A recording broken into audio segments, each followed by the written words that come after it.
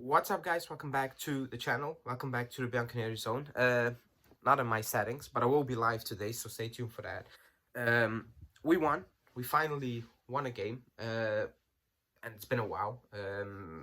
We won a game that was poor. Like overall, again, against a relegation side, and you struggle to actually put them away. And we've seen it against Empoli. We've seen it against Udinese, against Verona.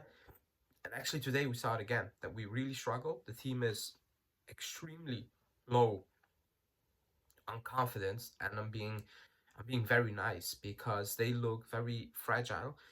Even at the start of the season when we were winning games, and I said, I'll give Allegri that he made them a team, and they're difficult to beat. We look very easy to beat, and in terms of we look very easy to concede goals at any given time. Look at that first goal, look at that second goal. We look very easy to break down. And then, excuse me, in possession, it's the same thing all over again. We don't offer enough. At times it looks very scrappy. It looks very confusing. It looks very, I don't know, rushed. It looks very hasty, frustrating. And, even early on in the game, you had Cambiaso kicking the ball out because he was frustrated. You can feel it's not a good vibe at the club right now. You can feel the players are looking around themselves and are like, what is actually happening? And then they're getting doubts. I don't know, because I think we had two or three um, like real opportunities in that second half. Like, I know a lot of people saying we had chances. We had scrappy opportunities at the edge of the box, forcing shots.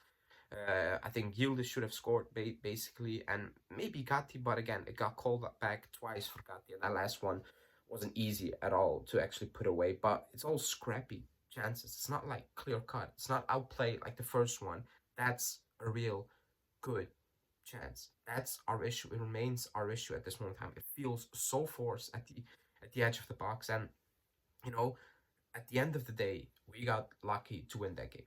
It's as simple as that. If it ended 2-2, nobody should be complaining because it would be deserved that that game would have ended in 2-2, basically. So we got the win. You got the points, like I said during the preview. At this moment in time, get back to old ways. Scrape wins, shit house your way to wins because that's what it is at this moment in time, and you just need to accept it. Like, it's not getting better. We're not gonna play a more fluent football. We're not gonna be more dominant. It's just not gonna happen. This is our way to top four. Playing like this, winning it late, scrapping a goal, scrapping a win, shit housing your way to win. It's not gonna change, and it is what it is. Like, overall, if you look at the game, it was extremely poor. When you play with so many defensive minded players, and you still concede so many goals, and the goals you conceded, it's an issue. Like, it is an issue. Like, at one point, you would assume you switch things up because it's not working what you're doing, and you keep doing it. But again, it's not going to happen. Chiesa, for example, 20 minutes in the game, he had 4 touches. Now, individually, he had a poor game. Like, every touch he had, and there were not many, I'll give him that, were not good enough. But Yildiz comes on, and he looks as lost. He looks as lost. So, are we going to say that after Chiesa, Yildiz is also not good enough at this point? Chiesa doesn't look happy. I think it's very obvious where this is heading, with Chiesa at this moment in time. It's not heading towards a new deal whatsoever because it's not working. And I keep saying he can play on the left. Like, people say, oh, he's on the left. In a 3-5-2, it's completely different playing on the left than actually as a winger. It is. Like, we shouldn't say ifs and buts. It is completely different. He gets isolated. We don't get him the ball in good areas of the pitch, in my opinion. And at times, Kostic likes to carry the ball way too much, way too close to Chiesa, and it just suffocates both of them to actually make things happen. Chiesa is a player who needs to get the ball in stride. When you have Kostic and he tries to link up very close to him, because that's what he does, you need to ask Chiesa to beat a couple of guys before he actually do a thing. And that's not his thing. We know that. So it's not working. But then again, Yildiz comes on. It's the same thing.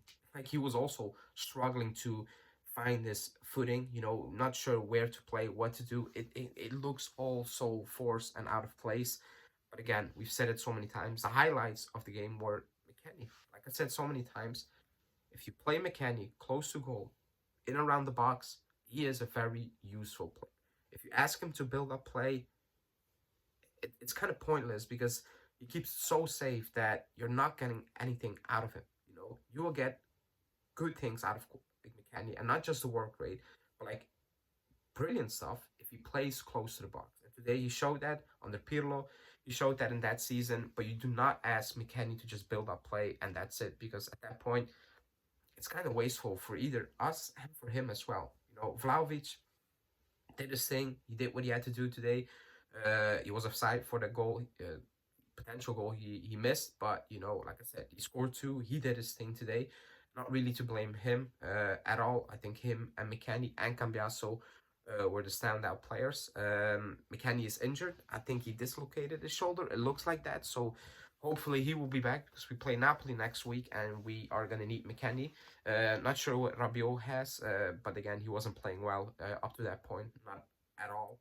Again, it's a very same with Rabiot, and especially the last couple of months, you know, if you rate him or not, the last couple of months, 2 months for Rabiot have been extremely poor. Actually, after he came back from that injury, and even before that as well, but especially after the injury, he's been poor. Rabiot.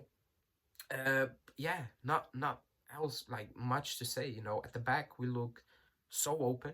You know, we looked completely out of place. You know, we got cut open a few times in midfield um Frosinone way too easy. You know, it's still Frosinone. I think Locatelli had a poor game as well.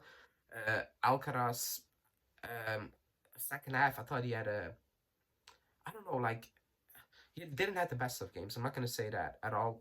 He's a different type of player than the others. I think that's obvious. Like, he plays vertically, tries to play it forward always, but it didn't came off way too often for him. Like, that's just what it is. In the first half, I thought he played better when he was subbed on for Rabiot, but in the second half he kind of not disappeared, but like played the way everyone played, you know.